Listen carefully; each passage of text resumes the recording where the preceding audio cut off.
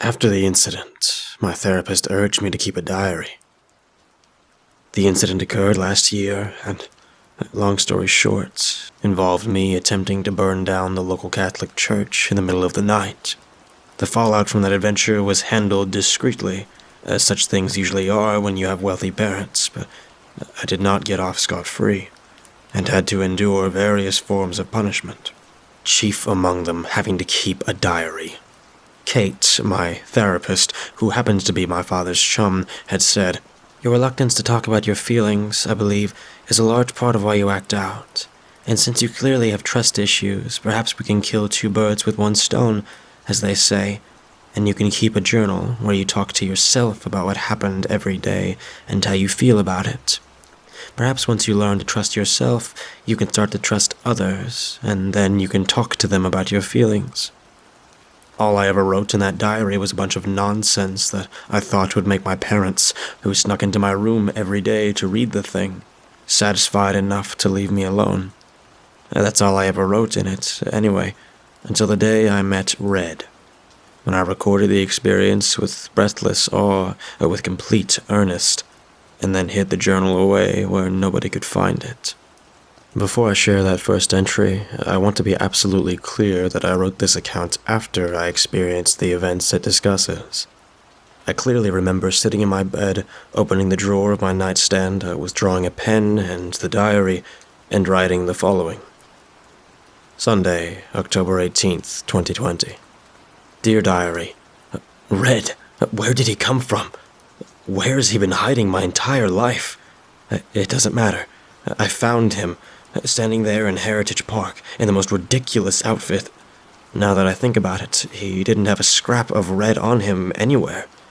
Every other color, though, a patchwork of all the other colors of the rainbow, and many more, stitched together as if by the world's most deranged grandmother. And his hair long and thick and black, but no red.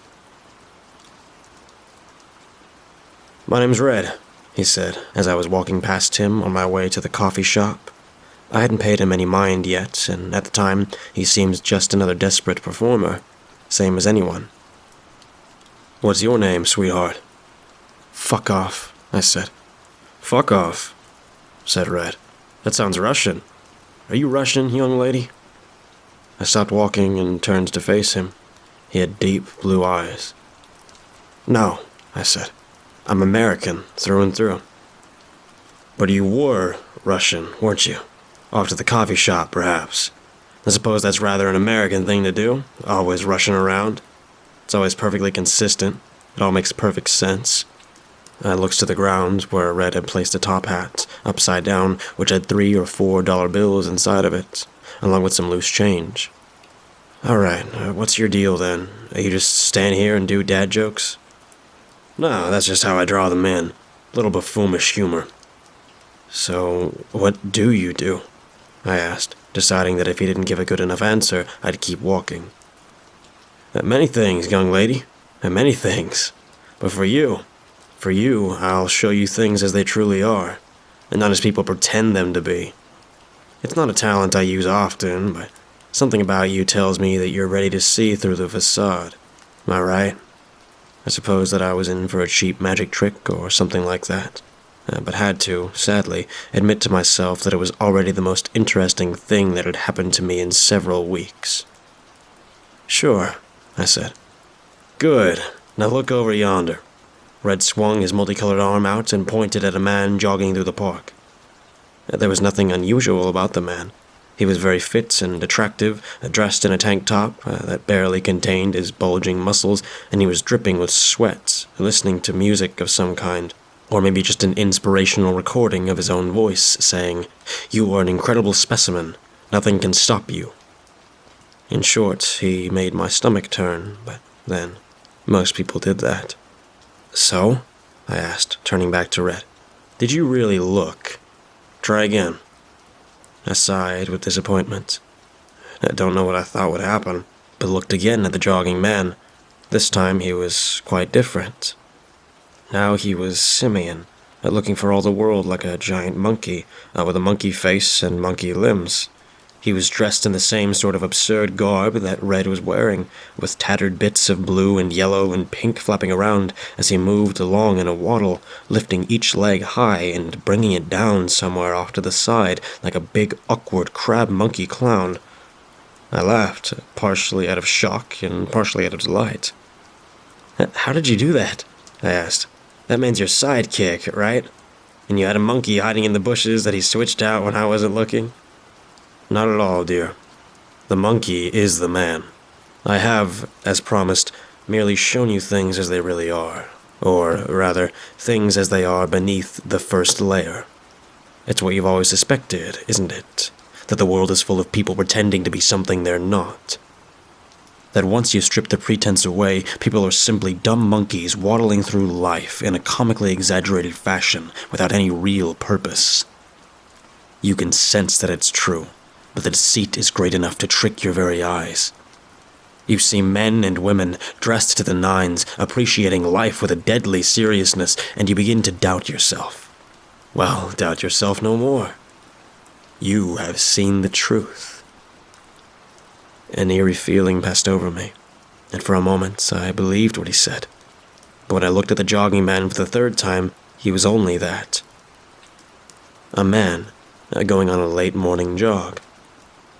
"No, really, how did you do that?" "Would you like to see even deeper?" "Yes," I said, without hesitation. "Then come back tomorrow. Same place, same time." I will," I said. Then I remembered that I had school.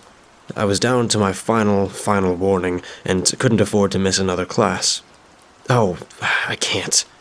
Will you be here later? In the afternoon?" "I will certainly try to be.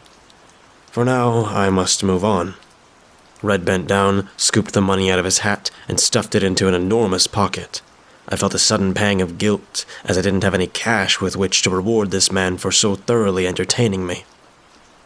"I'm sorry," I said, "but I don't have any money on me, just a credit card. I'll bring some tomorrow, I promise." "Think nothing of it, young lady," said Red, flipping the hat through the air and catching it expertly on top of his head. "I do hope to see you tomorrow." Then he turned and waddled off through the park. I stood there for a long time, full of wonder, trying to figure out how he had done it. In the end, I decided it didn't matter, and went ahead to the coffee shop. As I waited in line, I began to picture the people around me as clownish monkeys, the same as the jogging man in the park. I had to hold my hand over my mouth to keep from erupting in laughter. Now here I am in bed, and I have not stopped thinking about Red all day. His magic trick was, quite possibly, the light of my life. Certainly the best thing that's happened to me in years and years. A splash of colorful paint across a dull and dreary canvas of lifeless grays. I absolutely cannot wait to see him again, and discover what else he has in store for me. I truly doubt anything can top what he's done already, but we'll see. Meanwhile, I have no choice but to contain my excitement and wait until after school tomorrow. Unless I don't. I'll get in trouble, but what does it matter? It's a world full of monkey clowns. What's the worst they can do to me? Throw a pie in my face? And so I concluded my first real diary entry, hiding it inside an old stuffed bear I found in the back of my closet. Then I settled into bed and tried to go to sleep. My excitement made that difficult, but I also felt a deep and easy peace that I hadn't known for a long time. I had a friend, somebody who understood the world as I understood it, and was delightfully entertaining as well. And so I finally sunk into sleep, and dreamt of a carnival deep in the wild, primordial swamp, where reptiles crawled out of the murky depths and devoured mountains of cotton candy. The next morning I woke up full of energy, having resolved to ditch class and meet Red at the park. I did not want to miss him and whatever wonderful trick he had in mind to show me.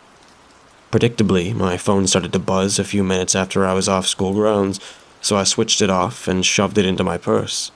Then I walked to the park, feeling light and free despite the certain punishment I would face at the end of the day.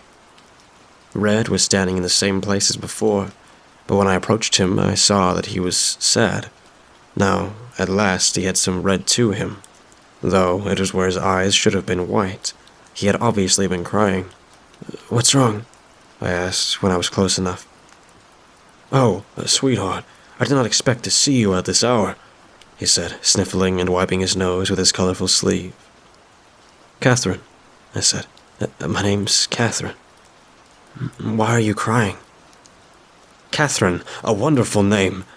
Forgive me, my dear. I was only lamenting the fact that I've been robbed. Every hard-earned penny gone. It wasn't much, but I came by it honestly, or maybe I didn't. I forget.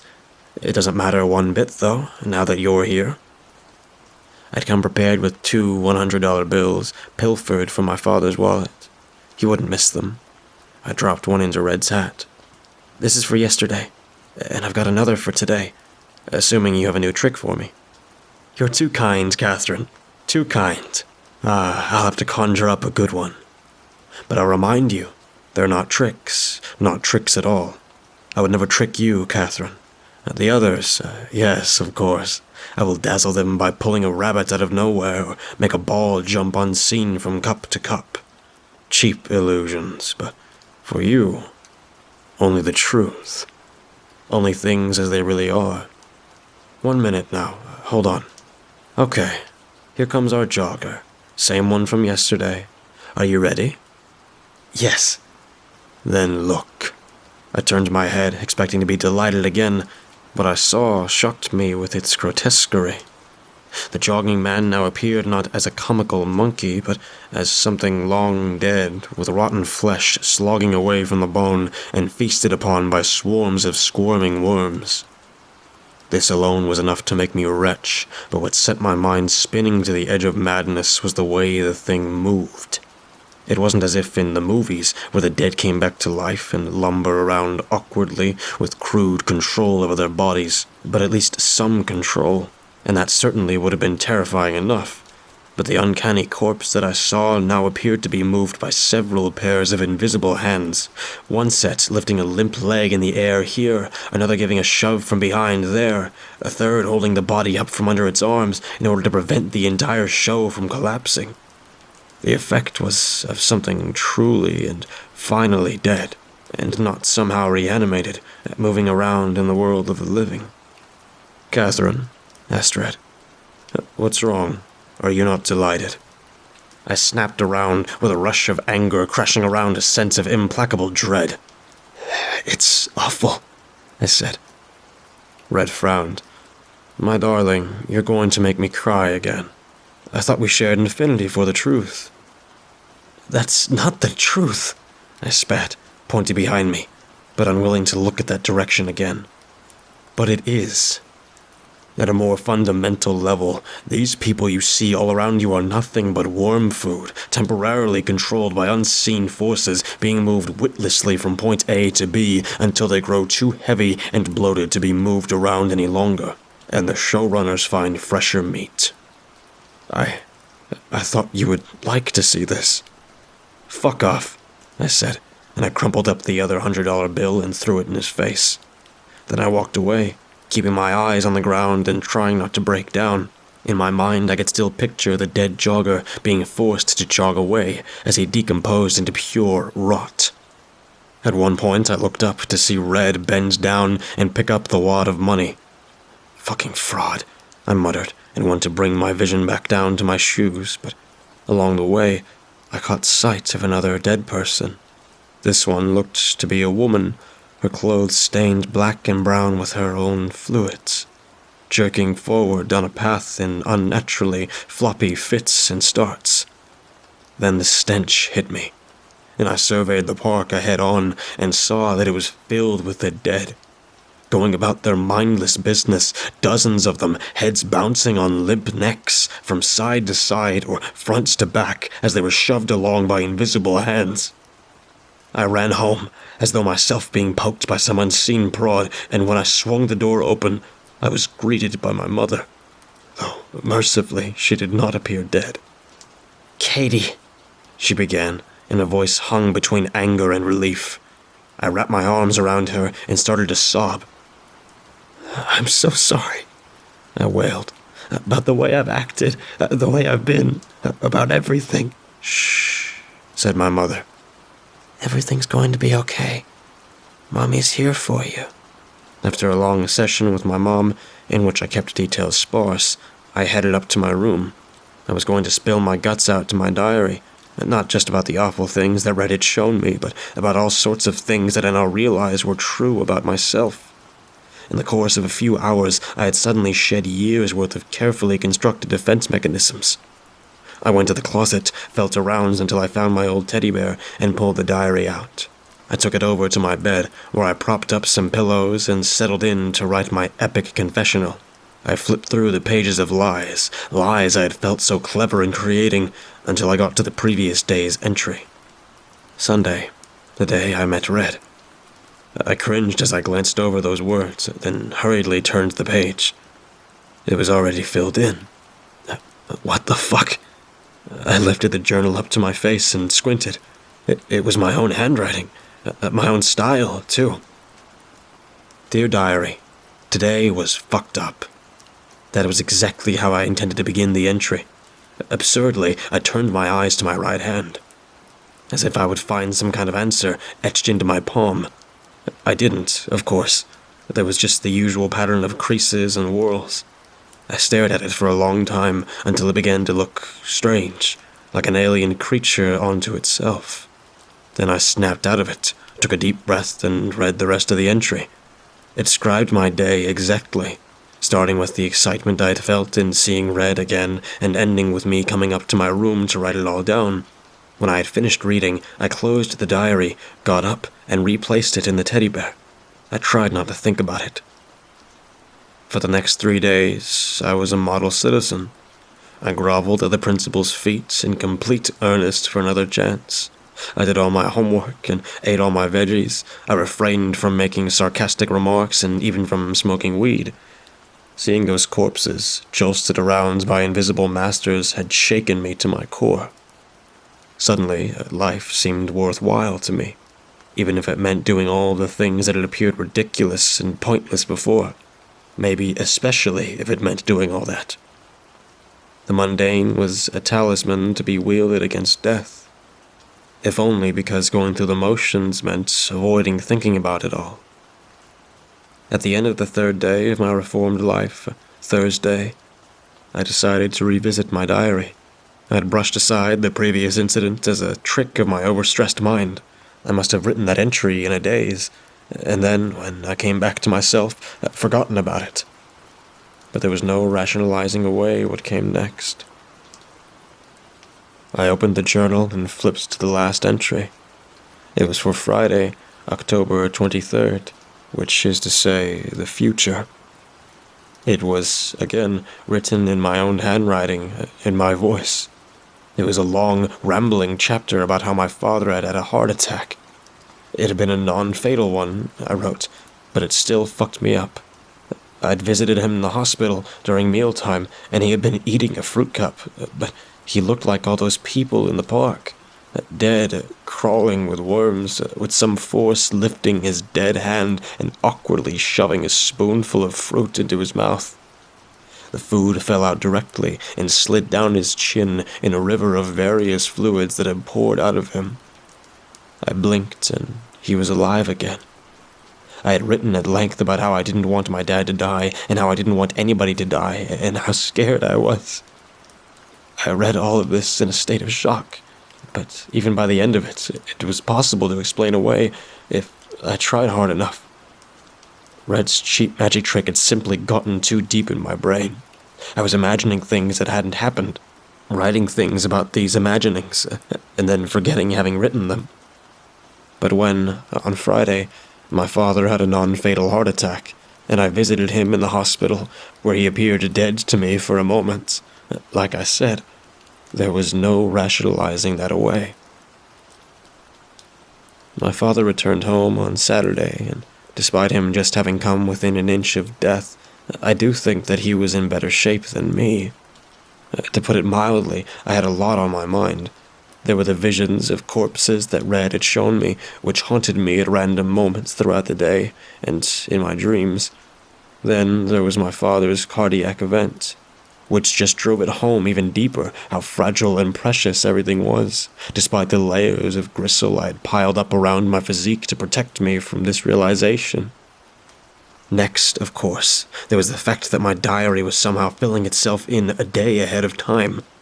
These added together were bad enough, but there was something else, too, on top of it all. It was a feeling in my stomach and my throat, a thought clawing at the back of my mind, that what Red had shown me was more real than the reality I saw, and that there were things more real than even that, and that it was all terrible. I would look at a shadow, and it would seem to hold more substance than whatever was casting it, and I sensed that it contained depths that nobody understood or was capable of understanding. I spent the better part of Saturday in my room alone, trying to hold it together, feeling always on the verge of cracking apart into jagged pieces of incoherence. I took out some pills that I had been prescribed but declined to take, and now swallowed 2 of them. When those failed to have any effect, I snuck down the hall to my parents' bedroom and rifled through their medicine cabinet until I found something stronger. And if it had all ended there, I think I might have been able, in time, to cope. The pills did their trick and knocked me out. I awoke later in the morning on Sunday, still feeling the pleasant haze of the drug. I felt protected, as if nothing could hurt me. It was then that I decided it would be a good idea to look through my diary again. It can't hurt you, I told myself. And now I have been sitting on my bed for hours, trembling, dead sober.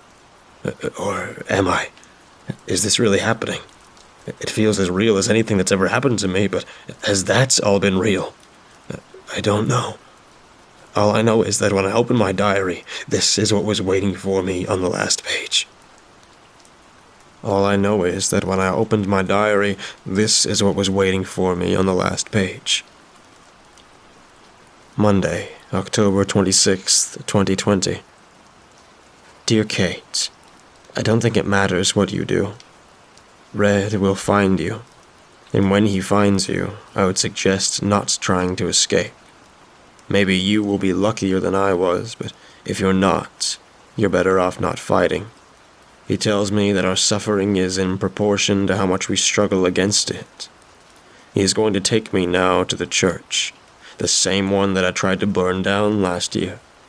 He thinks that's very funny. He says that flames dance everywhere all the time, and that they define the limits of the world, and that once I see them, that once I really see them, he is going to take me past the flames, he says, and show me something more beautiful than I can comprehend. He says that there is nothing to be afraid of, but I'm afraid. I'm really fucking afraid. I am too, Katie. Jesus Christ. I am too.